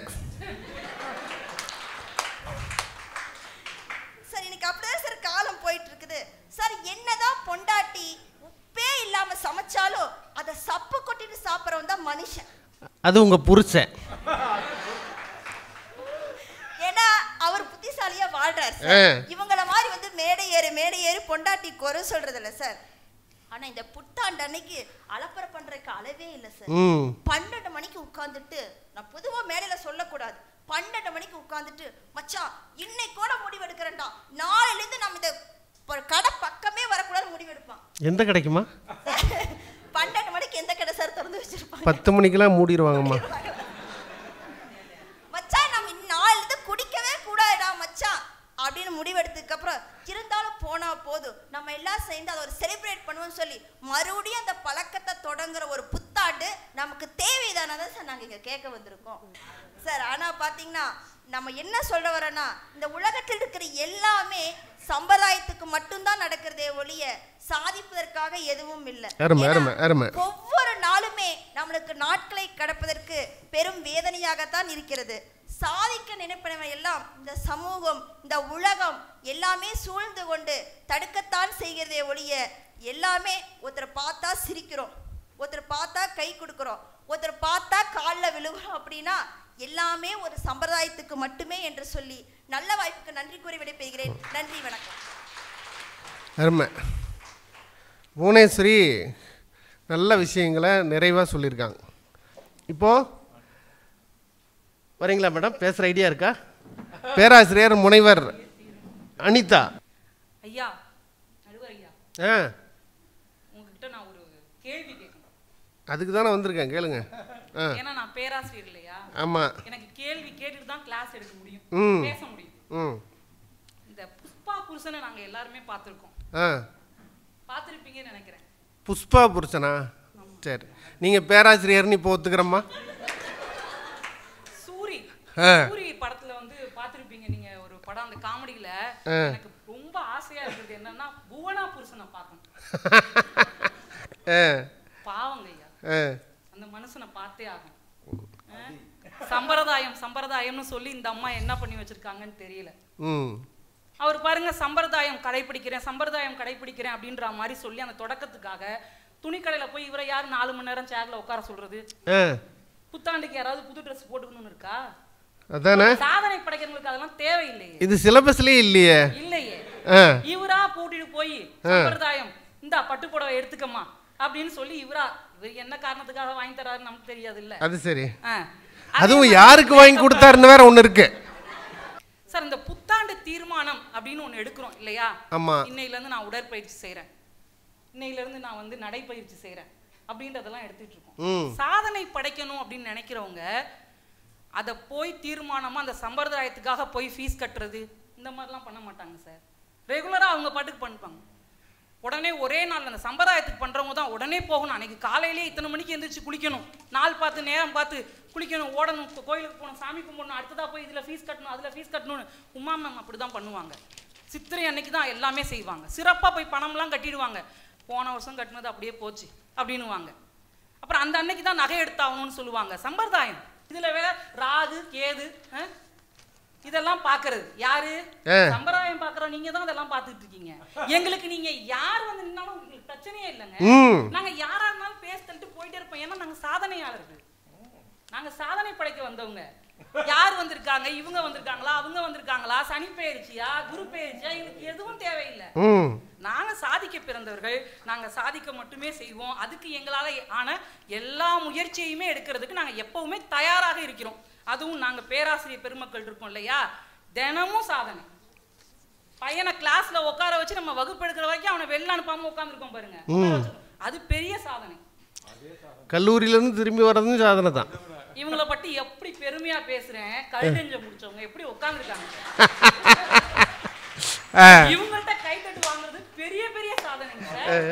நாம இந்த சித்திரை நாள்ல வருஷப்பிறப்பு அதுவுமா நாம எடுக்கிற அந்த ஒவ்வொரு தீர்மானமும் சாதனைகளாக மாறதுக்கான முயற்சிகளை நாங்க எடுப்போம் அப்படின்றத சொல்லிக்கிட்டு, கனவுகளுடன் முடிந்து விட்டது நேற்றைய நாள், சாதனைகளுக்காக பிறந்திருக்கிறது இன்றைய நாள். நாட்கள் பெருமை மிக்கவை, அதிலும் இந்த நாள் தமிழருக்கு அருமை மிக்கது.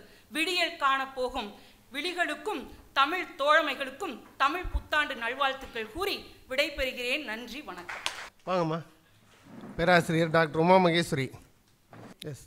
முன்னவனே, யானை முகத்தவனே, முக்தி நலம் சொன்னவனே, தூய்மை சுகத்தவனே, மன்னவனே, சிற்பரனே, ஐங்கரனே, செஞ்சடையன் சேகரனே, தற்பரனே, நின்றாள் சரண்.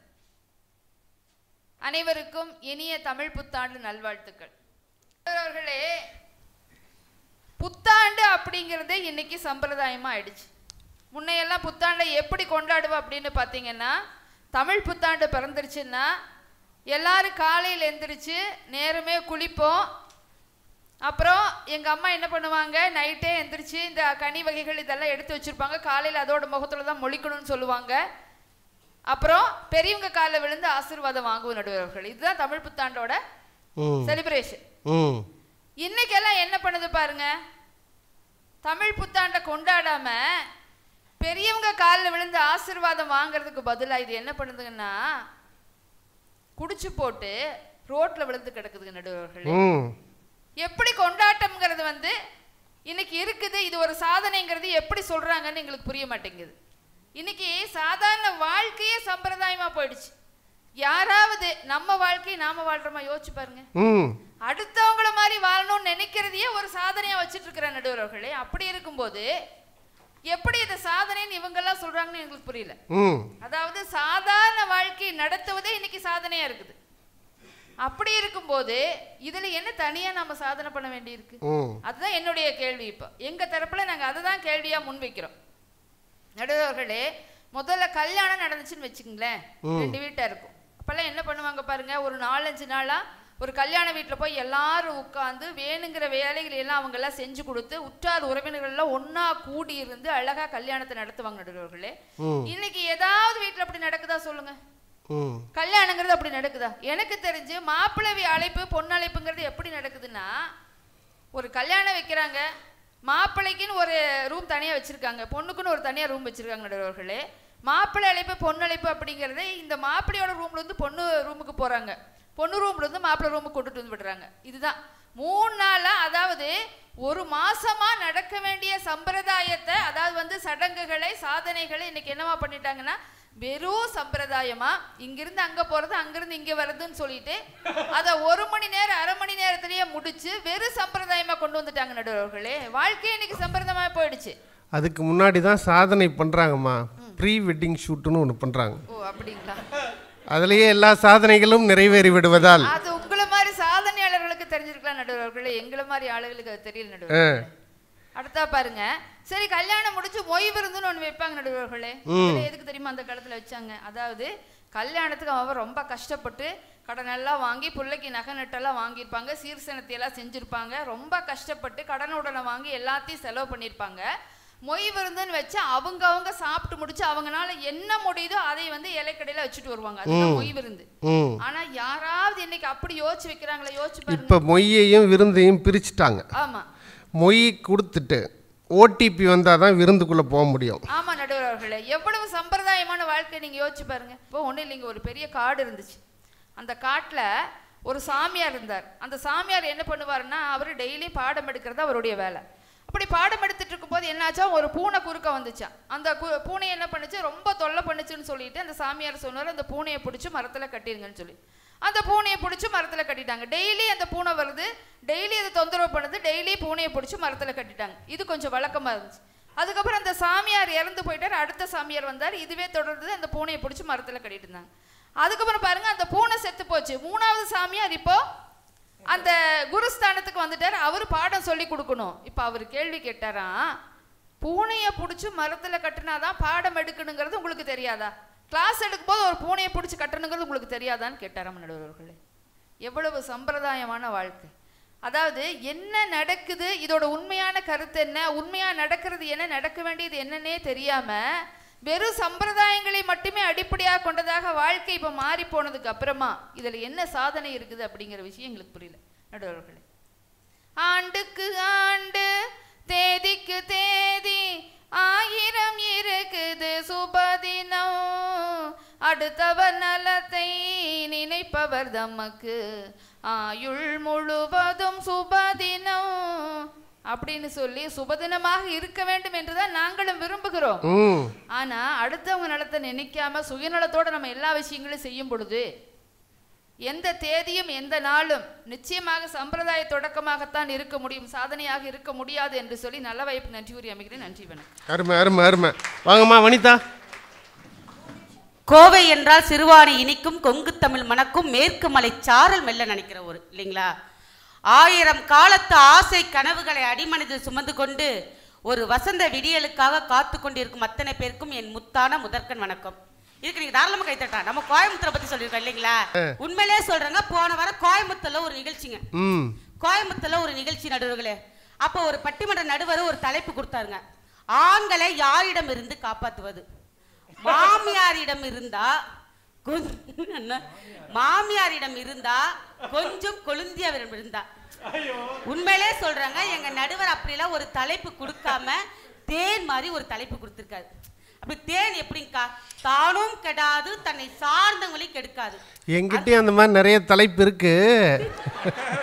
நான் என்ன கேட்கிறேன், புத்தாண்டு வாழ்க்கை எவ்வளவு மகிழ்ச்சிகரமான வாழ்க்கை, புத்தாண்டு வாழ்க்கை எவ்வளவு மகிழ்ச்சியா இருக்கும். நம்மளாம் ஒரு காலத்துல புத்தாண்டு கொண்டாடுங்க, காலையில எழுந்திருப்போம் நடுவர்களே. காலையில எழுந்திருச்சு எண்ணெய் தேய்ச்சி தலைக்கு நல்லா குளிச்சுட்டு மங்களகரமா வீட்டுல வந்து உட்காந்து எங்க அம்மா வடை பாயசத்தோட சாப்பாடு செய்வாங்க இல்லைங்களா?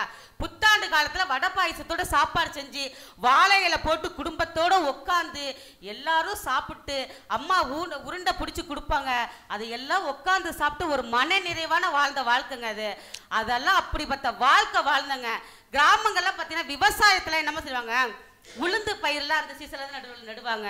அந்த உளுந்து பயிர் சீசன்ல அந்த உளுந்தை கொண்டு வந்து அதை ஊற வச்சு அதை வடை செஞ்சு அதுல பாயாசம் செஞ்சு குடும்பமே உட்காந்து பரிமாறி மகிழ்ச்சியோட வாழ்ற வாழ்க்கை தாங்க அது.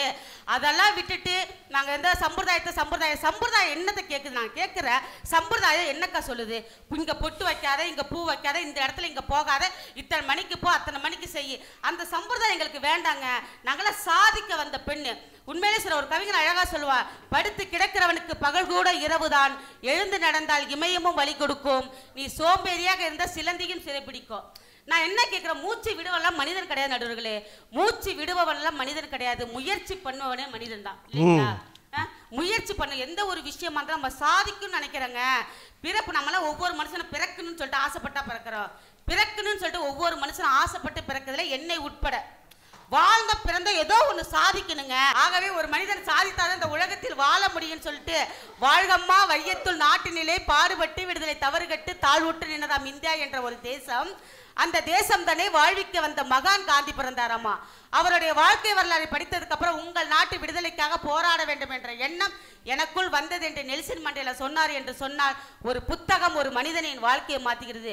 தொட்டு தொட்டு பார்த்தால் வெறும் காகிதம், தொடர்ந்து படித்தால் வெற்றியின் ஆயுதம். புத்தகத்தை படிங்கள், வாழ்க்கையில் முன்னேறுங்கள் என்று சொல்லி வாய்ப்பளித்தமைக்கு வாய்மொழி கேட்டமைக்கு நன்றி கூறி விடுவீர்கள். நன்றி, வணக்கம். அன்பிற்கினிய பெருமக்களே, புத்தாண்டு என்பது ஒரு சாதனை பயணமா இல்லை சம்பிரதாய தொடக்கமா என்பதுதான் கேள்வி. இந்த சாதனை பயணம் என்பதற்கும் சம்பிரதாய தொடக்கம் என்பதற்கும் 2 நேர்கோடுகள் உண்டு. இது இந்த கடைசி, இது இந்த கடைசி. சாதனையை மட்டுமே பிரதானமாக வைத்திருப்பவர்கள் சம்பிரதாயத்தை பற்றி கவலைப்பட மாட்டார்கள். சம்பிரதாயத்தின்படி ஏதோ வாழ்க்கை வாழ்ந்துவிட்டு போலாமே என்ற ஒரு குறுகிய அளவிலான கண்ணோட்டத்தை வைத்திருக்கிறவர்கள் சாதனை என்கின்ற அளவுக்கு யோசிக்க மாட்டார்கள். ரெண்டு எண்டு. இந்த எண்டில் இருக்கவங்களுக்கு அங்கே போக முடியாது, அந்த எண்டில் உள்ளவங்க இந்த எண்டுக்கு வர முடியாது, யோசிக்கவும் முடியாது, போகவும் முடியாது. இலக்கியத்தில் அரிமா நோக்குன்னு ஒரு வார்த்தை உண்டுங்க. அரிமா நோக்குன்னா, நீங்கள் காட்டில் சிங்கம் பார்த்துருப்பீங்க, இந்த நேஷ்னல் ஜியோகிராஃபி, அனிமல்ஸ் பிளானட் இதெல்லாம் கூட நீங்கள் பார்த்தீங்கன்னா தெரியும். மற்ற எல்லா விலங்குகளும் நேராக பார்த்து நடக்கும். மற்ற எல்லா விலங்குகளும் நேராக பார்த்து, நேர்கொண்ட பார்வை, நேராக பார்த்து நடக்கும். சிங்கம் மட்டும் நடக்கும்போது பாருங்கள், வலதுபுறமாக தலையை திருப்பும், இடதுபுறமாக தலையை திருப்பும். அது அசைவே இப்படி நடக்கும். சிங்கத்தை கணக்கில் வைத்து கொண்டு தான் இலக்கியத்தில் அரிமா நோக்குன்னு சொல்கிறாங்க. என்னன்னாங்க, ஒரு சிங்கம் நடந்து போகுதான், பல இடங்களை அது கடந்து போகுது. கடந்து போய் ஒரு உயரமான குன்றின் மீது ஏறி நின்று தான் இவ்வளவு நேரம் கடந்து வந்த பாதையை திரும்பி நின்று அது நடந்து வந்த பாதையை பார்க்குமா. அதுக்கு பேர் அரிமா நோக்குன்னு நம்ம இலக்கியத்தில் சொல்கிறாங்க. எதுக்கு சார் சொல்கிறாங்கன்னா, அது திரும்பி நின்று பார்க்கும்போது அதை மனசுக்குள்ளே என்ன கால்குலேஷன் போடுதான், என்னவெல்லாம் கணக்கு வைக்குதான்னா, நான் இத்தனை விஷயங்களை தாண்டி வந்திருக்கிறேன், இத்தனை வனத்தை தாண்டி வந்திருக்கிறேன், இவ்வளவு சுனைகளை தாண்டி வந்திருக்கிறேன், இத்தனை ஏரிகளை கடந்து வந்திருக்கிறேன், இவ்வளவு தண்ணீர் குடித்து வந்தேன், இத்தனை மிருகங்களை வேட்டையாடி வந்தேன், இத்தனை மிருகங்களை துரத்தி கொண்டு போனேன், இது கிடைக்கவில்லை, இவ்வளவு நேரம் பசியோடு வந்தேன், இவ்வளவு நேரம் பெருத்த வயிறோடு உணவருந்து விட்டு வந்தேன், இவ்வளவும் தாண்டி இவ்வளவு தூரம் வந்துட்டேன், நான் நின்று நிதானித்து என் வாழ்க்கை என்ன, அடுத்து எனக்கு என்ன இறை, அடுத்து நான் எங்கே போகப் போகிறேன், எந்த பக்கம் நம்ம போகலாம், இவ்வளவு நேரம் வந்த அந்த வாழ்க்கை பயணம் அடுத்து என்ன செய்யலான்ற அந்த திட்டமிடல் இருக்குது பார்த்தீங்களா, அதை எப்போதும் ஒரு உயர்ந்த குன்றின் மீது, ஒரு மலைப்பாங்கான ஒரு இடத்தின் மீது நின்று தான் வந்த பாதையை திரும்பி பார்த்து முடிவு செய்யுமா, அதுதான் அரிமா நோக்குன்னு நம்ம இலக்கியத்தில் சொல்கிறாங்க. அதை போலத்தான் அரிமா நோக்கு மாதிரி இந்த நிகழ்ச்சியை நம்ம நினச்சிக்கணும். சாதனை பயணமா, சம்பிரதாய தொடக்கமா? இன்றைக்கு சாதனைகள் படைக்க வேண்டும் என்பதுதான் எல்லா மனிதர்களுக்கும் விதிக்கப்பட்டிருக்கிற நியதி. ஏன்னா சாதனையாளனாக இல்லாமல் சாமானியனாக வாழ்வதற்கு இங்கே வாழ்க்கையில் இடமே இல்லை. கிடைத்திருக்கிற பிறவி அப்பேற்பட்டது. இன்றைக்கி நம்ம பிறந்திருக்குமே, இந்த பிறவி சாதாரணமாக எல்லாருக்கும் கிடைக்கிறது இல்லைங்க. நாயா, நரியா, பன்றியா, கழுதையா, பூரானா, பாம்பா, ஒட்டகமா 17 பிறவி தாண்டினதுக்கப்புறம் 18வது ஒரு பிறவி கிடைச்சா அதுதான் நம்ம பிறவியா. இந்த பிறவி எவ்வளவு நாளைக்கு நிற்கும், நிலைக்கும், நீடிக்கும்னு ஏதாவது கணக்கு இருக்கா? இப்போ நான் பிறந்த தேதி தெரியும், ஐயா பிறந்த தேதி தெரியும், அவங்க பிறந்த தேதி தெரியும், உங்களுக்கு எல்லாத்துக்கும் பிறந்த தேதி தெரியும், தேதி தெரியும், மாதம் தெரியும், நிமிஷம் தெரியும், வருஷம் தெரியும், செகண்டு கூட தெரியும். யாருக்காவது இறப்பின் தேதி தெரியுமா? ஒருவேளை அது தெரிஞ்சிட்டா என்ன நடக்கும் நினச்சி பாருங்கள். இப்போ இன்றைக்கே நம்ம கோவிட் வந்துச்சு, நினச்சி பார்த்தோமா? நம்ம மொபைல் ஃபோனில் இன்றைக்கி நைட்டு ஒரு வாட்ஸ்அப் வருது, உங்கள் எல்லாருக்கும் இறப்பின் தேதி சொல்லப்படும் சொல்லிட்டாங்கன்னு வச்சுக்கோங்க. இன்றைக்கி நைட் 12 மணிக்கு மெசேஜ் வருதுன்னு வச்சுக்குவோம். இந்த ஃபோனை கையில் வச்சுட்டே 20-30 கோடி பேர் செத்துருவாங்க பயத்தில். நைட்டு ஒரு வேளை அந்த மெசேஜ் வந்துருச்சுன்னா வந்த உடனே என்ன பண்ணுவோம், எல்லாருக்கும் ஃபோன் பண்ணி கேட்போம், உனக்கு எப்போ? எனக்கு டிசம்பர் 19, 2037. அப்பாடா, எனக்கு 2045. கிடைத்திருப்பது அவ்வளவு அரிய பெரிய பிறவி. இப்பிறவி தப்பினால் எப்பிறவி வாய்க்குமோன்னு சொல்கிறாங்க. இப்பிறவி தப்பினால் எப்பிறவி வாய்க்குமோ. இப்படி ஒரு பிறவி கிடச்சிருக்கு, இந்த பிறவியில் எனக்கு கிடச்சிருக்குது. நான் கலையமுதன் ஒரு பேரில் இருக்கேன், என் பேரை யூடியூப்பில் போட்டால் வருது, ஃபேஸ்புக்கில் போட்டால் வருது, என் வீடியோஸ் நிறைய பேர் பார்க்குறாங்க, நிறைய காசு கிடைக்குது, வெளிநாட்டுக்கெல்லாம் போகிறேன், பேசுகிறேன், நல்லா பார்க்குறேன், கண்ணு தெரியுது, காது கேட்குது, வாய் பேச முடியுது, நல்லா நடக்க முடியுது, படிச்சிருக்கிறேன், இப்போ ஒரு மனைவி இருக்காங்க, ஒரு குழந்தைங்க, 2 குழந்தைங்க இருக்காங்க, நல்லா வசதி வாய்ப்போடு வாழ்கிறன்றது இந்த பிறவியில் இறைவன் கொடுத்துருக்கிற வரம். இப்போ இந்த பிறவி முடிந்து விட்டால் எப்போ முடியும்னு தெரியாது. முடிஞ்சிருச்சுன்னா அடுத்த பிறவின்னு ஒன்று நடக்கும்போது அதில் இதே போல் பிரச்சனை இல்லாத ஒரு வாழ்க்கை நமக்கு கிடைக்கும்ன்றதுக்கு ஏதாவது கேரண்டி இருக்கா? ஏதாவது வழி இருக்கா? ஏதாவது உறுதித்தன்மை இருக்கா? அடுத்த பிறவியில் நம்ம கண்ணு நல்லா தெரியும்னு இதை கணக்கு இருக்கா? வாய் நல்லா பேசணும்னு கணக்கு இருக்கா? முதல்ல மனுஷனாக பிறப்பமான்றது கணக்கு இருக்கா? இல்லையா? இப்போ இருக்க இந்த நாள் மட்டும்தான் நிஜம் இல்லைங்களா? நேற்று என்பது முடிஞ்சு போன விஷயம். நாளை என்பது எப்படி நடக்கும்னு நம்ம கையில் இல்லை, நாம் யோசிக்க முடியாது. இன்றைக்கி இருக்கோம் சார், நாளை காலையில், இன்றைக்கி நைட்டு படுத்துட்டோம், நாளை காலையில் எழுந்து பார்த்து இந்த உலகத்தை எந்த குழப்பமும் இல்லாமல் ஒரு புது வாழ்க்கை நமக்கு இருக்கும், எப்போதும் போல் இயங்குவோம் என்பதற்கு எங்கேயாவது ஏதாவது ஒரு ஷூரிட்டி இருக்கா? அப்படி கிடச்சிருக்க ஒரு பிறவி இல்லைங்க. இதில் ஒரு நாளும் இன்றைக்கி நைட்டு படுத்துட்டு நாளை காலையில் எழுந்தோம்னா ஒரு நாள் ஆசீர்வாதமாக இறைவன் நமக்கு கொடுத்திருக்கிறான் என்று அர்த்தம். ஒரு நாள் இறைவன் நீட்டித்து கொடுத்திருக்கிறான். அப்படி ஒரு நாளும் இறைவனுடைய ஆசீர்வாதமாக கிடைத்திருக்கிற போது இதில் நம் சாதனை எந்த அளவுக்கு வேண்டும், சம்பிரதாயம் எந்த அளவுக்கு வேண்டும். சாதனை என்பது ஒரு நோக்கம், சம்பிரதாயம் என்பது நோக்கம் அல்ல. சாதனை என்பது இட்ஸ் எ டார்கெட், சம்பிரதாயம் டார்கெட் கிடையாது. சாதனை என்பது மேண்டேட்ரி, சம்பிரதாயம் என்பது மேண்டேட்ரி கிடையாது, இட்ஸ் ஆப்ஷன். சம்பிரதாயம் என்பது வச்சுக்கலாம், விட்டுறலாம், பயன்படுத்தலாம், எப்படி வேணால் மாடிஃபை பண்ணிக்கலாம். ஆனால் சாதனை என்பதில் சமரசம் செய்து கொள்ளவே முடியாது. சமரசம் செய்து கொண்டு விட்டால் என்ன நடக்கும்? இந்த ஒட்டுமொத்த வாழ்க்கை பயணத்தினுடைய நோக்கம் மாறி போயிடுங்க. இப்போ இப்படி கிடைச்சிருக்கிற இந்த அற்புதமான பிறவியில் கிடைச்சிருக்கிற ஒரு நாளையும் நாம் பாசிட்டிவ் திங்கிங்கோட, ஒரு பாசிட்டிவ் வைப்ரேஷனோடு எடுத்துகிட்டு போகணும்னா நம்ம முன்னாடி ஒரு இலக்குன்னு ஒன்று இருக்கணும். அந்த இலக்கு எதுவாக இருக்கணும்னா, கண்ணுக்கு தெரியாத சம்பிரதாயத்தை வைத்து கொண்டு இருப்பதனால் எந்த பலனும் இல்லை என்பதால் சாதனை மட்டுமே நம் கண்ணுக்கு தெரியணும். இது கூட கைதட்டலாம். ஏன்னா இன்றைக்கு வாழ்வியல் முறையில் எல்லா தரப்பிலும் பிரச்சனைகள் நிரம்பி இருக்கிறது. பிஃபோர் 150 இயர்ஸ், ஒரு 150 வருஷத்துக்கு முன்னாடி உலகத்துடைய ஒட்டுமொத்த வெப்பநிலை நீங்கள் கூகுள் பண்ணி பாருங்களேன், வெறும் 14 ஃபாரன்ஹீட்னு சொல்கிறாங்க. 150 வருஷம் முன்னாடி. இன்றைக்கி சராசரி வெப்பநிலையே 50 ஃபாரன்ஹீட். ரொம்ப சாதாரணமாக சராசரி வெப்பநிலையே 50 ஃபாரன்ஹீட். வடதுருவங்களில் இருக்கிற எல்லா பனிப்பாறைகளும் உருகி அங்கங்கே கடல் மட்டம் உயர்ந்துட்டு இருக்குன்னு சொல்கிறாங்க. நம்ம கண்ணுக்கு தெரிஞ்சு அணு ஆயுதங்கள் பிரயோகப்படுத்தக்கூடிய சூழ்நிலை பக்கத்து நாடுகளில் நமக்கு தெரிஞ்ச இப்போ எங்கெங்கெல்லாம் நடக்குதுன்னு உங்களுக்கு தெரியும். ஆக மனிதன் எந்த அளவுக்கு அதிகப்படியான மக்கள் தொகை பெருகி கொண்டிருக்கிறதோ ஒட்டுமொத்தமாக கொத்து கொத்தாக மனிதர்கள் அழிகின்ற காலமும் சூழலும் எல்லா இடத்துலையும் பரவிட்டுருக்கு. இப்போ இந்த மாதிரியான ஒரு வாழ்க்கை முறைக்கு பழகி கொண்டிருக்கிற மனிதன் மிக வேகமாக எதையோ நோக்கி ஓடி அவன் வாழ்க்கையின் இருப்பை தக்க வைத்து கொள்ள வேண்டும் என்றால், இந்த இருப்பை நோக்கிய பயணத்தில் இந்த வேகம் எத்தனை வலிமையானதாக இருக்கணும். இந்த வலிமைக்கு நடுவே நாம் எதையெல்லாம் பார்க்கணும் சார்?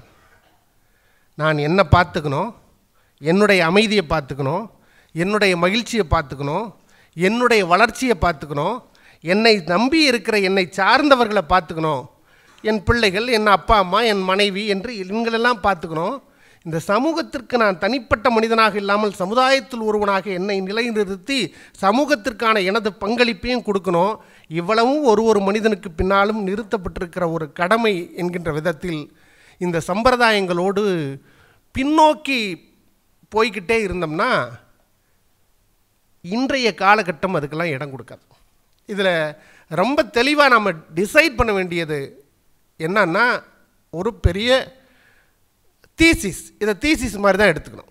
2 விஷயம், இந்த ரெண்டில் எது அப்படின்னு முடிவெடுத்தோம்னா இங்கே புரிதல் ரொம்ப முக்கியம். என்ன புரிதல், என்ன மாதிரியான புரிதல்?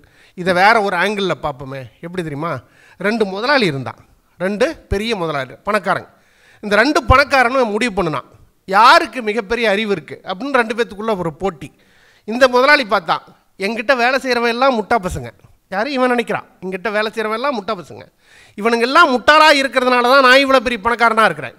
இந்த முதலாளி நினச்சான், எங்கிட்ட வேலை செய்கிறவன்லாம் அதை விட முட்டாள், இவன்லாம் இவ்வளோ கேவலமான முட்டாளாக இருக்கிறதுனால தான் நான் பெரிய முதலாளியாக இருக்கிறேன்.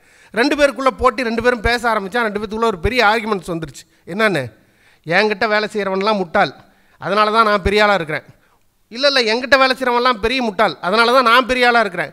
இந்த போட்டியில் 2 பேரில் யார் முட்டாள்களை நிர்வகிக்கிறார்கள்னு போட்டி வந்ததுனால முதலாள் கூப்பிட்றான் ஒரு வேலைக்காரனை, இங்கே வா, 10 ரூபா காசு கொடுத்து இந்த 10 ரூபா எடுத்துகிட்டு போய் ஒரு ஐஃபோன் ஒன்று வாங்கிட்டு வான்னு சொன்னான் இந்த ஃபஸ்ட்டு முதலாளி. அந்த வேலைக்காரன் 10 ரூபாயை வாங்கிட்டு சரிங்க ஐயான்னு கிளம்பி போனான். இவன் சொன்னான், பத்தியா 10 ரூபா தான் கொடுத்தேன், ஐஃபோன் வாங்கிட்டு வான்னு சொன்னேன்.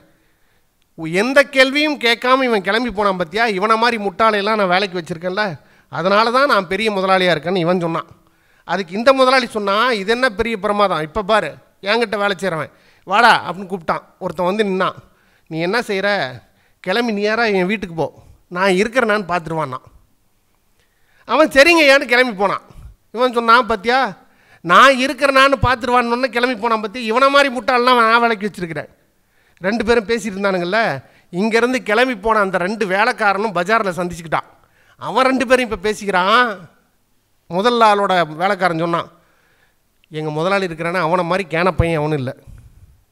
10 ரூபா காசை கொடுத்து ஐஃபோன் வாங்கிட்டு சொல்கிறானே, இன்றைக்கி ஞாயிற்றுக்கிழமைன்னு கூட தெரியல பாரு அவனுக்குன்னா.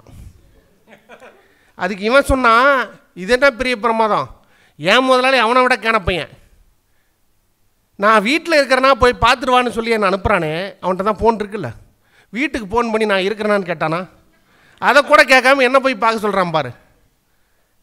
இதுதாங்க இங்கே உள்ள புரிதல். நான் என்ன நினச்சிக்கிறேன், இங்கே இருக்கிற பெருமக்கள்லாம் வந்து ஓரளவுக்கு மிடில் கிளாஸ்லேருந்து வந்திருப்பீங்க, ரொம்ப வசதியானவங்களுக்கு கூட தெரிஞ்சிருக்கலாம். ஒரு 20 வருஷம் முன்னாடி எல்லாருக்குமே ப்ரைவேட் ஹாஸ்பிட்டல் பெருசாக இருக்காது, ஜிஹெச் மட்டும்தான் இருக்கும். கவர்மெண்ட் ஹாஸ்பிட்டல் போனோம்னா ஒரு டாக்டருக்கு ஒரு ரூம் இருக்கும், பக்கத்துலேயே ஒரு ரூம் இருக்கும். அந்த ரூமில் ஒரு கம்பவுண்டர்னு ஒருத்தர் இருப்பார். அவர்கிட்ட ஒரு பெரிய கண்ணாடி குடுவை இருக்கும், அதில் சிகப்பு கலரில் ஒரு மருந்து வச்சுருப்பாங்க, சோடியம் பெராக்சைடு ஏதோ சம்திங். நீங்கள் கண்ணு வலின்னு போனீங்களாலும் அதான் பிடிச்சி கொடுப்பான், நெஞ்சு வலின்னு போனாலும் அதான் பிடிச்சி கொடுப்பான், வயிற்று வலின்னு போனாலும் அதான் பிடிச்சி கொடுப்பான். என்ன உடம்பு சர்வரோக நிவாரணி எதுக்காக போனாலும் அதுதான். நேராக போய் ஒரு க்யூவில் நின்னோம்னா டாக்டர்கிட்ட போவோம். டாக்டர் ஸ்டெத்தாஸ்கோப் வச்சு பார்த்துட்டு ஒரு சீட்டில் இப்படி கிறுக்கி கொடுப்பாரு. அதை எடுத்துகிட்டு போய் பக்கத்து ரூமில் கொடுத்தோம்னா அந்த கம்ப்யூட்டர் வாங்கி அந்த மருந்தை பிடிச்சி கொடுப்போம். வேறு மருந்தே கிடையாது, அதே மருந்து தான். இந்த மருந்தை குடிப்பாங்க. நாம் வீட்டிலேருந்து போகும்போது ஒரு பாட்டில் எடுத்துகிட்டு போகணுங்க. இங்கே இருக்கவங்களுக்கு எவ்வளோ பேருக்கு அந்த அனுபவம் இருக்குதுன்னு தெரில. அந்த பாட்டிலில் ஒரு சீட்டு எழுதி ஒட்டி கொடுப்பாங்க. அதில் பெயர் வயது இருக்கும், பெயரும் வயதும் இருக்கும். இந்த சீட்டை எடுத்துக்கொண்டு போனோம்னா டாக்டர் சொன்ன உடனே கம்பவுண்டர் அதை பிடிச்சி கொடுப்பாரு. இதுதான் இப்போ ஒரு 15 வருஷம் முன்னாடி வரைக்கும் இதுதான் வழக்கம். அன்றைக்கி ஒரு நோயாளி வேகமாக ஓடி வந்தான் டாக்டர்கிட்ட. டாக்டர் என் பேர் சுப்பிரமணி, இந்த பாட்டில் இருக்கிற சீட்டை பாருங்கள், சுசீலான்னு எழுதியிருக்குது, சுசீலா மருந்தை குடிச்சிட்டேன், காது கேட்கல, கண்ணு தெரியல, வாய் பேசல, மூச்சு விட முடியல, எனக்கு நெஞ்சு வலிக்குது, இன்னும் கொஞ்சம் நேரத்தில் சாவ போகிறேன்னு கத்துறான். டாக்டர் சொன்னார், ஒன்றும் கவலைப்படாது, பதட்டப்படாது, வா உட்கார், என்ன பிரச்சனை, சுசீலா மருந்தை குடிச்சிட்டேன், கொடு அப்படின்னு பாட்டில் வாங்கினார். பேனாவை எடுத்தார், சுப்பிரமணியம் பேர், அதை அடித்தார், சுப்பிரமணின்னு எழுதினார். சுசீலாவை அடிச்சுட்டு சுப்பிரமணின்னு எழுதினார். கொடுத்து குடிக்க சொன்னார். குடிச்சுப்பார், இப்போ எப்படி இருக்குது, இப்போ நல்லா இருக்குதுன்னா. மருந்து ஒன்று தாங்க, மனசு தான் வேறு. மருந்து ஒன்று தான், மனசு தான் வேறு. இங்கே கிடைத்திருக்கிற இந்த பிறவியை எவ்வளவு முக்கியமாக, எவ்வளவு சந்தோஷமாக, எவ்வளவு நிறைவாக, எவ்வளவு இன்பமாக என்னால் வாழ்ந்து கொள்ள முடியுமோ அதை வாழ்ந்து கொள்வதற்கு என் முன்னே வைக்கப்பட்டிருக்கிற சாதனை என்கின்ற பயணத்தில் என்னுடைய நோக்கம் வேகமானதாக இருக்க வேண்டும். அதே வேளையில் இந்த சம்பிரதாயம் என்பதை முழுவதுமாக விட்டு விலகி விடாமல் அதையும் கொஞ்சம் அப்படி பிடிச்சிக்கிட்டே நடக்கணும், அவ்வளோதான். நம்ம டார்கெட் என்னவாக இருக்கணும், சாதனை என்பதாக மட்டும்தான் இருக்கும். ஆக கடந்து போகிற வாழ்க்கையில் நாம் தினந்தோறும் சந்தித்து வருகிற மனிதர்களில், நடைமுறை யதார்த்த வாழ்க்கையில் நமக்கு கிடைக்கிற அனுபவங்களில், அவங்க ஒரு கண்ணதாசன் பாடல் ஒன்று சொன்னாங்க பார்த்தீங்களா, அந்த பாடல் அதற்கு மிகச்சரியான இந்த தலைப்புக்கு ரொம்ப சாதாரணமான ஒரு தீர்ப்பையும் தீர்வையும் சொல்லும். பிறப்பின் வருவது யாதனை கேட்டேன், பிறந்து பாரென இறைவன் பணித்தான். பிறந்தா என்னடா வரும், கடவுள்கிட்ட கேட்டானா, கடவுள் சொன்னாராம் பிறந்து பாடுற அப்போ தான் தெரியும். கல்வி என்பது யாதனை கேட்டேன், கற்றுப்பாரென இறைவன் பணித்தான். கல்வின்னா என்னங்க, அதெல்லாம் நான் சொல்ல முடியாது, போய் கற்றுப்பார், பள்ளிக்கூடம் போ, அப்போ தான் தெரியும். செல்வம் என்பது யாதனை கேட்டேன், சேர்த்துப்பாரென இறைவன் பணித்தான். மனையால் சுகமெனில் யாதனை கேட்டேன், மணந்து பாரென இறைவன் பணித்தான். பிள்ளைகள் பெறுவது யாதனை கேட்டேன், பெற்றுப்பாரென இறைவன் பணித்தான். வறுமை என்பது யாதனை கேட்டேன், வாடிப்பாரென இறைவன் பணித்தான். முதுமை என்பது யாதனை கேட்டேன், முதிர்ந்து பாரென இறைவன் பணித்தான். எல்லாம் சரி. இறப்பின் பின்னது யாதனை கேட்டேன், இறந்து பாரென இறைவன் பணித்தான். இவன் கேட்டான், இறப்பின் பின்னது யாதனை கேட்டேன், அதுக்கும் செத்து போன பிறந்தான் உனக்கு தெரியும்னா, அனுபவித்தே தான் அறிவது அறிவினில், எல்லாமே நான் அனுபவிச்சு தான் தெரிஞ்சுக்கணும்னா, அனுபவித்தே தான் அறிவது அறிவினில், ஆண்டவனே நீ ஏன் தான் என்றேன், ஆண்டவன் மெல்ல என் அருகினில் அனுபவமே அது நான் தான் என்றான். அனுபவமே நான் தான்டா. நீ வாழ்கிற வாழ்க்கையில் உன் அனுபவம் இருக்கிறது. அந்த அனுபவம் உனக்கு வாழ்க்கையின் அடுத்த நகர்வினை நோக்கி முட்டி தள்ள வேண்டுமென்றால் நம் கண்முன்னே சம்பிரதாயங்களை சற்று விலக்கி வைத்துவிட்டு சாதனையை நோக்கிய பயணத்தில் நம் வேகம் இருக்க வேண்டும் என்பதால் இன்றைய கால சூழ்நிலையில் புத்தாண்டு என்பது சாதனை பயணமே, சாதனை பயணமே, சாதனை பயணமே என்று சொல்லி இந்த நல்ல சந்தர்ப்பத்திலே உங்களையெல்லாம் சந்திக்கிற அந்த நல்ல வாய்ப்பை கிடைத்தமைக்காக SNMV கல்லூரி நிர்வாகத்திற்கும் இந்த நிகழ்வினை ஏற்பாடு செய்த பேராசிரியர் உமாமகேஸ்வரி அவர்களுக்கும் இந்த நேரத்திலும் பெருந்தன்மையோடு அமர்ந்து இவ்வளவு நேரம் உங்களுடைய பொன்னான நேரத்தை செலவு செய்து எங்களை பொறுத்து கொண்ட பேராசிரியர் பெருமக்களுக்கும் அன்பிற்கினிய ஐரிஸ் விஷன் தொலைக்காட்சியை இந்த நிகழ்வை பார்த்து கொண்டிருக்கிற ரசிக பெருமக்களுக்கும் இனிய புத்தாண்டு வாழ்த்துக்களை இந்த நேரத்தில் சொல்லி, பெற்ற தாயை மகன் மறந்தாலும் பிள்ளையை பெறும் தாய் மறந்தாலும் கற்ற நெஞ்சகம் கலை மறந்தாலும் கண்கள் நின்று இமைப்பது மறந்தாலும் உற்ற தேகத்தை உயிர் மறந்தாலும் உயிரை மேவிய உடல் மறந்தாலும் உன்னை என்று மறவேன் என் உயர்தனை தமிழை என்று அன்னை தமிழை வணங்கி விருப்பமே இல்லாமல் விடைபெறுகின்றேன். நன்றி, வணக்கம். இந்த தகவல் உங்களுக்கு பிடிச்சிருந்தா லைக் பண்ணுங்க, உங்க ஃப்ரெண்ட்ஸுக்கு ஷேர் பண்ணுங்க, மறக்காம எங்க சேனலுக்கு சப்ஸ்கிரைப் பண்ணுங்க.